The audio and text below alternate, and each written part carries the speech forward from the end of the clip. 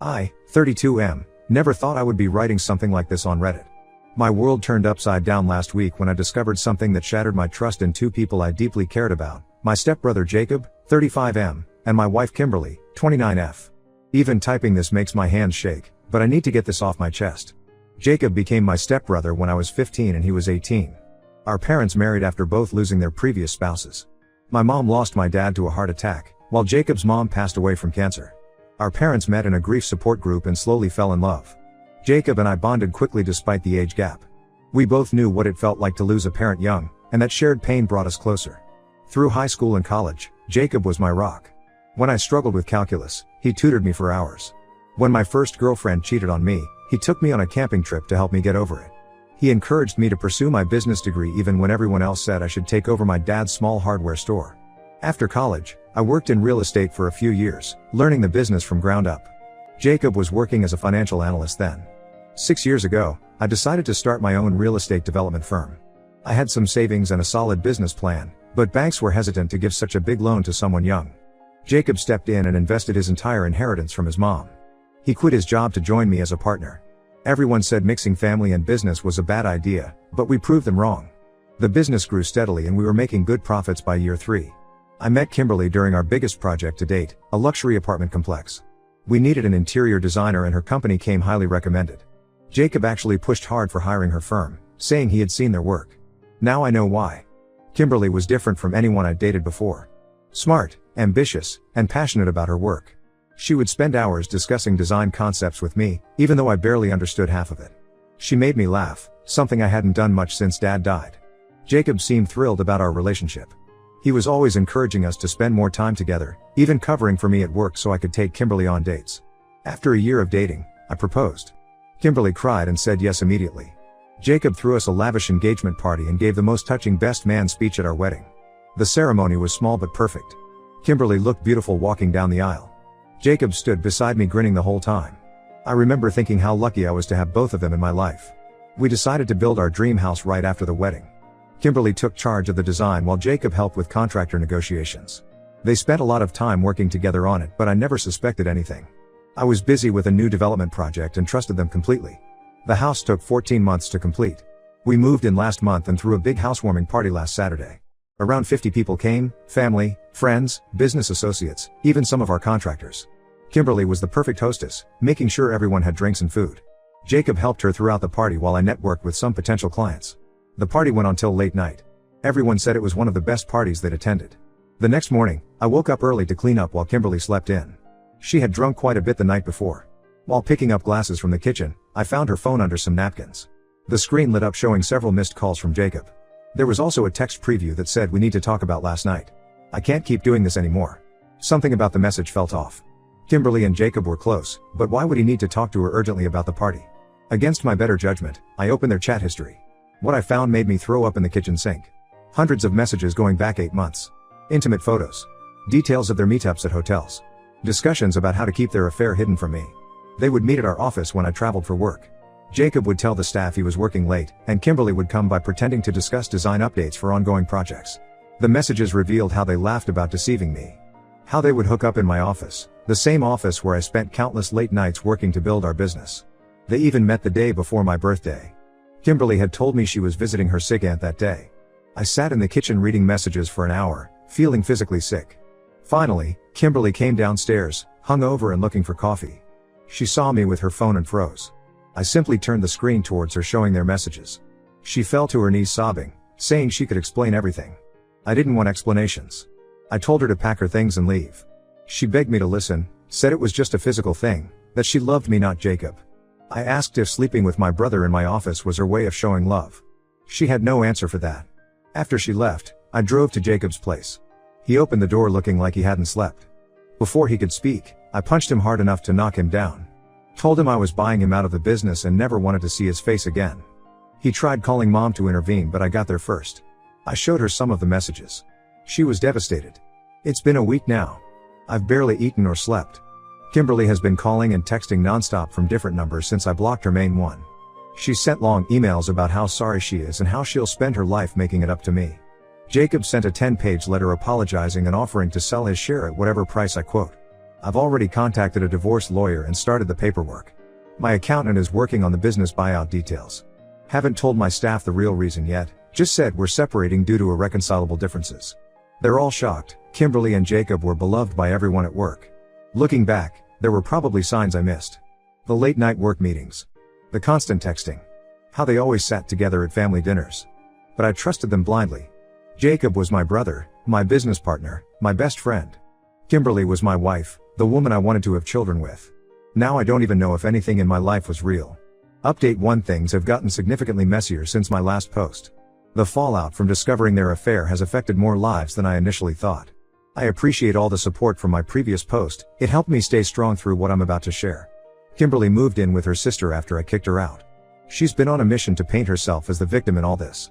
According to her sister's social media posts, which friends screenshot and sent to me, Kimberly is going through a difficult time and needs support and understanding, not judgment. She's telling everyone that I'm being cold and unreasonable by not giving her a chance to explain herself properly. Her parents have been calling me nonstop. They showed up at my office last Tuesday, causing a scene in the lobby. Her father said I was being immature by not sitting down with Kimberly to discuss things like adults. Her mother cried about how one mistake shouldn't erase 3 years of marriage. I had to remind them that sleeping with my brother repeatedly for 8 months wasn't one mistake, it was hundreds of calculated decisions to betray me. Security had to escort them out. Jacob has been trying to contact me through every possible channel. He even sent a mutual friend to my house late one night to check on me. I found out later he was hoping the friend would convince me to talk to him. The friend left when I made it clear I'd call the police if he didn't. But here's where things took an unexpected turn. Yesterday morning, one of my employees, Jenny from accounting, requested an urgent private meeting. Jenny has been with us almost since the beginning. She was our third hire and has always been reliable. She came into my office looking pale and nervous. She spent almost 10 minutes apologizing before actually telling me why she was there. Turns out she wasn't the only one who knew about Jacob and Kimberly's affair. Most of the senior staff knew. Some had known for almost a year. Jenny showed me security footage from our office cameras. Footage that Jacob had told our IT team to routinely delete every week, claiming it was to save server space. But Jenny, being in charge of accounting records, had kept backups of everything for audit purposes.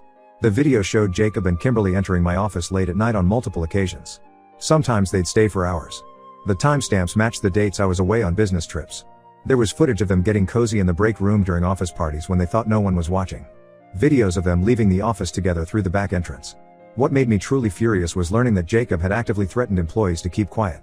Jenny played a recording from a staff meeting where Jacob jokingly said anyone spreading malicious rumors about the company leadership would be immediately terminated. Everyone understood the real message. Several junior employees had witnessed their inappropriate behavior but were too scared to say anything. Jacob was known for firing people over minor issues if they got on his bad side. One intern who questioned why Kimberly was in the office so late was let go the next week for poor performance. I called an emergency all-hands meeting. The tension in the conference room was palpable as I told everyone I knew everything. Several employees broke down crying, apologizing for their silence. They shared more incidents, how Jacob and Kimberly would disappear together during lunch breaks, how they would flirt openly when I wasn't around, how they had a code word system to warn each other if I showed up unexpectedly. Halfway through the meeting, Jacob burst in. Someone had texted him about it. He tried to deny threatening anyone, but then Jenny played the recording of his joke from the staff meeting. 3 other employees stood up and described specific instances where he had intimidated them into silence. He finally broke down and admitted everything. I asked security to escort him out. As they were leading him away, he kept shouting about how sorry he was and how he would make things right. The look of disgust on our employees' faces said everything. After the meeting, I had individual conversations with key staff members. Some senior managers who had actively helped cover up the affair, like deliberately keeping me occupied when Jacob and Kimberly wanted meeting time, were terminated immediately. I'm giving generous severance packages to the junior employees who were pressured into silence. They were victims too. Kimberly called me that evening, screaming about how I was destroying everyone's lives.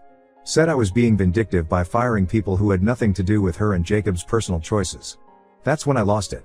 I told her that having an affair with my brother in my office, intimidating my employees, and making a mockery of my business was far from a personal choice. Jacob sent another email offering to sell his share of the business at a 40% discount. Said he just wants to make things right. I forwarded it to my lawyer without responding. We're preparing documentation to force a sale anyway, given his breach of fiduciary duty. My mom is struggling to handle all this. Jacob is her only child from her first marriage, and she's torn between her loyalty to him and her anger at what he did to me. She keeps trying to arrange a family meeting to work things out. I told her I understand her position but I want nothing to do with Jacob ever again. She cried but said she respects my decision. I've thrown myself into work to cope. Started interviewing replacements for the fired employees. Our biggest project is behind schedule because of all this drama, but I'm determined not to let Jacob and Kimberly destroy everything I've built. Some days are harder than others. Yesterday I found an old family photo in my desk drawer, from the day Jacob and I opened our first office. We looked so happy, so proud. Sometimes I still can't believe the brother who helped me achieve my dreams is the same person who betrayed me so completely. Update 2. Just when I thought I had uncovered the full extent of their betrayal, more devastating revelations have come to light. Remember Jenny from accounting who showed me the security footage? She came to my office again last week, looking even more troubled than the first time. During the company's annual system audit, Jenny discovered an old email server that hadn't been properly decommissioned. While going through it to ensure no sensitive client data remained, she found years of archived emails between Jacob and Kimberly. What she discovered made everything they'd previously admitted look trivial in comparison. Their affair didn't start 8 months ago like they claimed. It didn't even start after Kimberly and I got married. They had been involved for over 6 months before Kimberly and I even met. The email showed their entire plot, how they planned everything from the beginning. Kimberly's design firm wasn't randomly recommended to us. Jacob had been dating her secretly and suggested hiring her company specifically so she could get close to me. Their emails discussed how I was too focused on work to date much, making me an ideal target. They thought my marrying Kimberly would provide the perfect cover for them to continue their relationship. There were emails from the week before my proposal where they debated whether Kimberly should say no. Jacob was jealous about the idea of her marrying me, but Kimberly convinced him it would actually make things easier for them. She wrote about how being my wife would give her legitimate reasons to be at the office, attend family functions, and travel to the same business conferences. The most sickening emails were from right before our wedding. Kimberly wrote to Jacob about how she was starting to feel guilty because I was too nice and too trusting. Jacob replied that they deserved to be happy and I was just collateral damage in their love story. They even met up the night before my wedding. Kimberly claimed she was having a final girls' night with her bridesmaids. I forwarded everything to my lawyer immediately. Then I did something I'd been avoiding. I called them both to my office separately to confront them. Kimberly arrived first. When I showed her the printed emails, she collapsed into a chair. No more lies about it being a recent mistake or a momentary weakness. She finally told the truth. She admitted she had initially agreed to Jacob's plan just for fun. She thought I seemed like a nice guy who would treat her well while she maintained her real relationship with Jacob. But then she claimed she actually fell in love with me over time, which made everything more complicated. She couldn't bring herself to end things with either of us. She kept crying about how sorry she was and how she never meant for anyone to get hurt. Jacob's reaction was different. He tried to blame Kimberly at first, saying it was all her idea. When I showed him his own emails proving otherwise, he broke down. Said he had always been jealous of me, how our parents seemed to favor me, how the business had been my idea but he had to invest his inheritance to be part of it, how even our employees respected me more despite him being older. He admitted that setting me up with Kimberly was his twisted way of finally having something I didn't know about, something he could control. When I asked him about the employee threats and cover-ups, he said he got carried away with the power of being able to silence people. My lawyer says the new evidence significantly strengthens both my divorce case and the lawsuit against Jacob for breach of fiduciary duty. We're also exploring potential criminal charges for the employee harassment, though that's more complicated. The news has spread through our entire social circle now. Most people are horrified and have cut ties with both Jacob and Kimberly. A few mutual friends tried to defend them, saying things like the heart wants what it wants and love is complicated. I've cut those people off too. Anyone who can justify this level of betrayal doesn't deserve to be in my life. Mom had a complete breakdown when I showed her the emails. She's finally stopped trying to defend Jacob or push for reconciliation. She said she doesn't recognize the son she raised. The level of calculated cruelty in his actions has shattered her image of him completely. She's started seeing a therapist to deal with everything. I've put the house on the market, can't stand living in a place that Kimberly designed specifically as part of their deception. Looking at properties in a different city where we're planning to open a new branch office. Might move the entire headquarters there eventually. Through all this, Jenny has been an incredible support. Her integrity in bringing these things to light, despite the risks to her own job initially, shows that there are still honest people in the world. The new company structure we're building will reflect those values.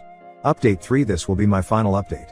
A lot has happened in the past 3 months, and I feel it's time to close this chapter of my life completely. The divorce was finalized last week. Kimberly didn't contest anything. I think the evidence of her premeditated deception killed any leverage she might have had. She signed away all claims to the business and the house. Her only request was to keep the car I bought her last year, which I agreed to just to get it over with. She's moved to Arizona with her family. Her sister still posts passive-aggressive comments about me on social media, but I couldn't care less. The business buyout with Jacob was more complicated. His lawyer initially tried to argue that forcing him to sell his shares was unfair and that the evidence of his misconduct was obtained improperly. My legal team countered with the employee harassment evidence and the proof that he had used company resources to facilitate his affair. They backed down pretty quickly after that. I ended up paying Jacob fair market value for his shares, even though my lawyer said we could have pushed for a lower price given the circumstances. I wanted a clean break with no possible grounds for future litigation. The paperwork was signed last month, and Jacob's name has been removed from everything related to the business. The new branch in Chicago is doing well. I've been spending most of my time there, building a team from scratch. It's smaller than our original office but more efficient. Jenny relocated with me as the new operations manager. She deserved the promotion after everything she did to expose the truth. We've implemented strict policies about personal relationships and professional conduct. Everyone knows exactly where the boundaries are. The old house sold for a good price despite the market being down. I donated all the furniture Kimberly picked out to a women's shelter. Living in a hotel while my new place gets ready, but it's peaceful. No memories, no triggers, just neutral space. Mom is doing better with therapy. She still sees Jacob occasionally. He's her only child from her first marriage after all, but she never mentions him to me. We had dinner last week and she said she's proud of how I handled everything. She's planning to move closer to Chicago next year, saying she needs a fresh start too. Some interesting developments at the old office. Turns out 3 of our biggest clients had heard rumors about Jacob's behavior and were considering pulling their projects. After we announced his departure and the new management structure, they not only stayed but increased their investments. Our company's reputation has actually improved. Kimberly tried to reach out last month through a mutual friend. Said she started therapy and realizes now how much damage she caused. Wanted to know if we could ever be friends again. I didn't respond. Jacob sent a formal letter apologizing again and saying he's also in therapy. I had my lawyer send a cease and desist letter. I don't need their guilt or growth or whatever they're selling now. I'm not dating and don't plan to anytime soon. Some friends have tried to set me up, but I'm focused on rebuilding my life. The business is expanding. I'm making new friends in Chicago, and for the first time in months, I'm sleeping through the night. To everyone who followed my story and offered support, thank you. Your messages helped me stay strong when I was tempted to give in to their manipulations. Sometimes losing toxic people, even family, is the price of peace. I'm ready to pay that price. This will be my last post. It's time to close this Reddit chapter along with all the others. Life goes on, and mine is finally moving in the right direction.